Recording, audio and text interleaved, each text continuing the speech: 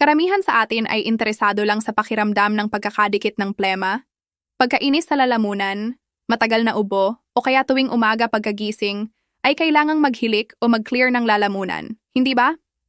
Bihira ang nakakaunawa na ang plema ay talagang nanggagaling saan at marami ang umiinom ng gamot sa ubo tapos gamot sa baga, pero paulit-ulit pa rin dahil ang ugat ng problema ay nasa sinus, sa tainga sa tonsil o kahit sa tiyan. Mga lugar na tahimik na gumagawa ng plema. Sa Pilipinas naman ay laganap ang matagal na plema, malalim na malamig na aircon, ugali ng pag-inom ng malamig na tubig, maraming matamis, milk tea, matapang na kape na nagpapatuloy na nakakairita sa lining ng ilong at lalamunan. Kapag nag-inflame ang lining ay agad na gumagawa ang katawan ng layer ng plema para protektahan ang sarili. Ang layer na ito ang plema, kaya ang plema ay hindi sakit, kundi depensa ng katawan para i-isolate ang bakterya, amag, at dumi. At ang kapansin-pansin dito ay sa maraming pagkakataon ay ang pinaka-epektibong naglilinis ng plema ay ang pinakamura sa kusina na asin. Mukhang sobrang simple, hindi ba? Pero ang mekanismo nito ay sobrang klaro sa biology. At ipapakita ko sa inyo sa antas ng cell na ang asin ay may kakayahang sumipsip ng tubig ng malakas. At kapag nilagyan mo ng asin ang bakterya o amag, ay mas mataas ang konsentrasyon sa labas kaysa loob ng cell. At ayon sa natural na proseso ay lalabas ang tubig mula sa loob ng cell para balansehin ang konsentrasyon. At ano ang resulta? Ang bakterya at amag ay mawawalan ng tubig, kukupas at mamamatay. Kung nakita niyo na ang mga tao na nag-aasin ng isda o karne para ma-preserve ng matagal o kaya gumagawa ng atsara, ay iyon ang aplikasyon ng mekanismong ito. Ang asin ay lumilikha ng kapaligiran na hindi kayang mabuhay ng bakterya. At ang katawan ng tao ay ganoon din. Kapag nagtatago ang bakterya o amag sa sinus, lalamunan o tainga, ay ang tubig alasin ay makakapagpapatuyo at makakapagpatahimik sa kanila. Hindi lang pagpatay ng bakterya, ang asin ay may kakayahang sirain din ang istruktura ng plema. Ang makapal na plema ay dahil sa tubig na nakakulong sa protein chain. At kapag nakontak ng asin ang plema ay hihilahin nito ang tubig palabas at gagawing mas malabnaw ang plema. Dahil dito ay madaling mailabas kapag umubo ng mahina. Madaling sabihin na ang asin ay gagawing hindi na malapot na parang pandikit ang plema, kundi magiging malabnaw para madaling lumabas. At ito rin ang dahilan kung bakit maraming doktor sa tainga ilong lalamunan, ang unang inirerekomenda ay magmumog ng maligamgam na tubig alasin araw-araw, dahil hindi lang nililinis ang bakterya, kundi binabawasan din ang pamamaga sa lining para hindi na iritado ang lalamunan. Para sa may sinusitis o allergy sa ilong, ay nakakatulong din itong buksan ang sinus at bawasan ang pananakit ng ulo. At sa mga bata naman, madaling magmaga ang tonsil dahil ito ang bantay sa immune system at kapag nag-inflame ay tumataas ang plema para pigilan ang bakterya na pumasok ng malalim. Maraming magulang ang akala ay ubo lang pero talagang plema mula sa tonsil at sinus na bumababa. At sa madaling salita ay karamihan sa problema sa plema, ubo, at baradong ilong ay may kinalaman sa depensa ng katawan laban sa bakterya, amag at dumi gamit ang asin. Mukhang simple lang, hindi ba? Pinapatay ang sanhi ng sakit at niluluwag ang plema ng epektibo. At sa susunod na bahagi ay ibabahagi ni Dr. Jose Rivera sa lahat ang mga paraan ng paggamit ng asin sa pag-inom, pagmumog, paghugas ng sinus at pagsasama sa suka para linisin ang buong daan ng paghinga. At inaanyayahan ko kayo kasama si Dr. Jose Rivera na alamin agad sa susunod. Ngayon pumunta tayo sa bahagi 2. Kapag naintindihan na kung gaano kalakas ang mekanismo ng asin sa pagpatay ng bakterya at pagpapalabnaw ng plema ay susunod na ang paggamit. Pagkatapos intindihin ay kailangang gamitin ng tama para linisin ang buong daan ng paghinga, bibig, lalamunan, sinus at kahit tubo sa tainga na hindi inaakala ng marami na pinagmumulan ng plema. At ang espesyal ay ang mga pamamaraan na ibinabahagi ko ay simple, madaling gawin, at halos lahat ay magagawa sa bahay ng walang mamahaling kagamitan. At ang pinakamadali ay ang pag-inom ng maligamgam na tubig alasin. At sana ay makinig ng mabuti at sundin ng tama. Dahil kapag mali ang paggamit ay maaaring maging baliktad pa ang epekto. Isang kutsaritang kape lang. Isang kutsaritang kape ng dagat alasin. Tandaan na hanapin ang malinis at dekalidad na asin. Hindi mag-a-advertise si Dr. Rivera ng anumang brand o tindahan. Balik tayo sa pangunahing usapan. Kaya paghaluin sa maligamgam na tubig, Haluin hanggang matunaw at inumin ng paiyak-iyak. Kapag ininom ay makokontak ng asin ang buong bibig at lalamunan para patayin ang bakterya sa lining. Kasabay nito ay pupunta sa tiyan at tutulungan balansihin ang nervous system para mapanatag ang reflex ng ubo at bawasan ang iritasyon. Gayunpaman, paalala ko na huwag gamitin ang refined na asin sa pagluluto na may additives, kaya gamitin ang natural sea salt o pink salt na mas ligtas at may minerals. At isa pang epektibong paraan ay magmumog at maghugas ng lalamunan gamit ang maligamgam na tubig alasin at mahalaga na magmumog ng malalim at matagal para maabot ang tonsil at lalamunan. Marami ay mabilis lang magmumog at idura kaya mababa ang epekto. Kapag tama ang paraan ay magaan na ang lalamunan pagkatapos ng ilang beses. Lalo na sa may sinusitis, allergy o talamak na tonsil ay magmumog ng ilong umaga at gabi. Ito ay maliit na ugali na malaking benepisyo. Sa ibang pagkakataon ay pwedeng idagdag ang pure apple cider vinegar. Tandaan na ang pure at homemade apple cider vinegar ay mas angkop kaysa bottled. Susunod ay ang paghugas ng sinus gamit ang neti pot. Ang tubig ay dumadaloy mula isang butas ng ilong sa sinus at lalabas sa kabila.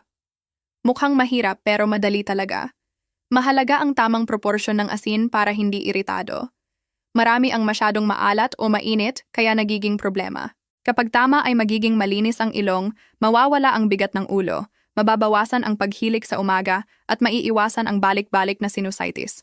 Lalo na sa mga nakatira sa maalikabok na lungsod, madalas magmotor o nagtatrabaho sa aircon. At may kaso na ang plema ay hindi lang mula sinus kundi mula tainga. Kapag barado ang eustachian tube, ay maaaring bumaba ang plema sa lalamunan. Sa ganitong sitwasyon ay pwedeng magpatak ng ilang patak ng salinis sa tainga para palabnawin at pigilan ang bakterya. Kung mas malakas ay pwedeng gamitin ang diluted apple cider vinegar o isang patak ng garlic oil, pero mag-ingat at huwag kung masyadong masakit o may butas ang eardrum. Sa kabuuan ng asin ay hindi lang pampalasa, kundi natural na gamot na naglilinis ng tainga ilong lalamunan nang walang side effect. Ang susi ay tamang gamit, tamang sangkap, tamang konsentrasyon at araw-araw na paggamit. Kapag nalinis ang lahat ng pinagmumulan ng plema, ay magaan ang katawan, malinis ang paghinga at mahimbing ang tulog. Ngayon, pumunta tayo sa bahagi 3. Kapag ginawa na ang lahat, pero hindi pa rin nawawala ang plema mula sinus, tainga, tonsil at acid reflux, ay maaaring ang acid reflux ang tahimik na sanhi.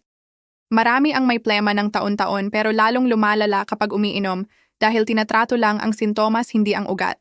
Ang katawan ay may 3 pangunahing pinagmumulan ng plema. Sinus, tainga at tonsil at sa maraming pagkakataon ay ang tiyan din. Una ang sinus na pinakakaraniwan sa Pilipino. Kapag nag-inflame ang sinus ay sobrang daming plema na ginagawa at bumababa sa lalamunan na tinatawag na postnasal drip. Ito ang nagdudulot ng paghilik tuwing umaga o pakiramdam na barado kapag nakahiga. Ang klima sa Pilipinas ay maalinsangan at maalikabok sa labas. Malamig sa loob ng aircon. Lahat ito ay nagpapadali ng pamamaga at tuloy-tuloy na plema. May iba pang may fungal sinusitis na hindi alam. Pangalawa ang tainga. Marami ang hindi alam na maaaring mag-produce ng plema ang tainga. Sa katunayan ay konektado ang tainga at ilong sa pamamagitan ng maliit na tubo na eustachian. Kapag barado or inflamed ay bumababa ang plema sa lalamunan. Kaya may hindi gumagaling sa ubo hanggang matuklasan na may otitis media o baradong tubo. Lalo na sa bata dahil hindi pa fully developed. Kahit malamig lang ay bumababa ang plema. Mga simpleng tip. Painitin ang paligid ng tainga gamit ang warm compress. Huwag maglagay ng cotton ng malalim.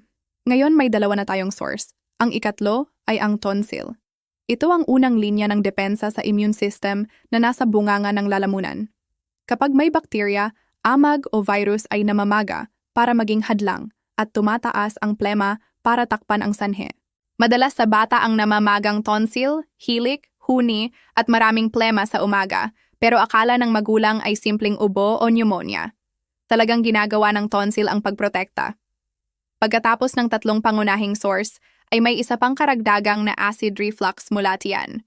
Kapag umakyat ang acid ay inirita nito ang lining at gumagawa ng plema para i-neutralize. Sa mga kumakain ng gabi, maraming kape, nakahiga pagkatapos kumain o stressed, ay maraming plema sa umaga, pakiramdam na may nakadikit sa dibdib or init pagkatapos kumain. Ano ang karaniwan sa lahat? Ang plema ay depensa lang, hindi sakit. Kaya kahit gamutin ang lalamunan ay patuloy na bumababa mula sinus o tainga o pataas mula tiyan. Kung hindi linisin ang tunay na source ay paulit-ulit kahit anong gamot o pagmumog. Ito ang dahilan kung bakit epektibo ang tubig, alasin at suka. Hindi lang sa lalamunan kundi sa sinus, tainga at bibig.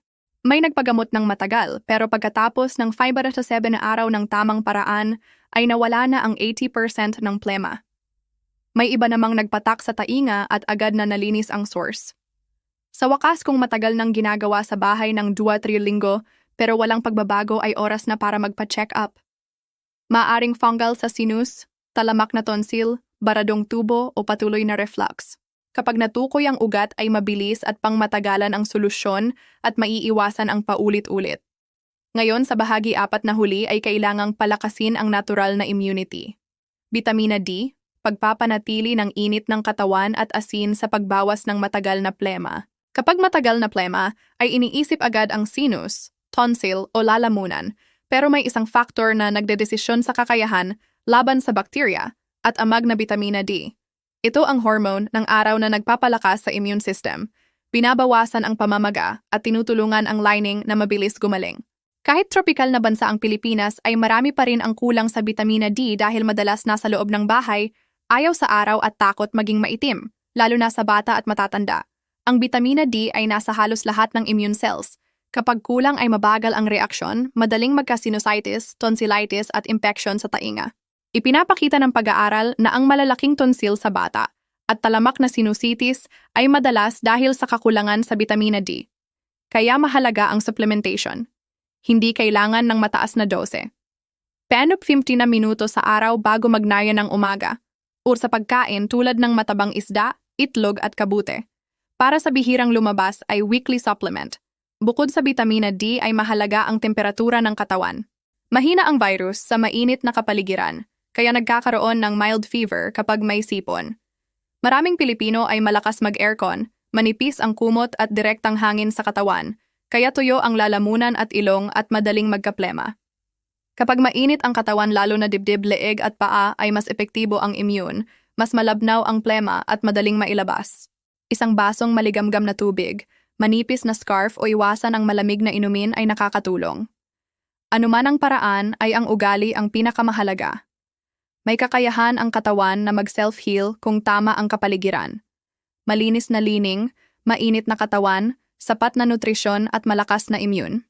Kapag regular ang tubig, alasin, init, tamang sikat ng araw, malusog na pagkain at sapat na tulog ay lubusang mababawasan ang plema at magiging malusog mula sa loob.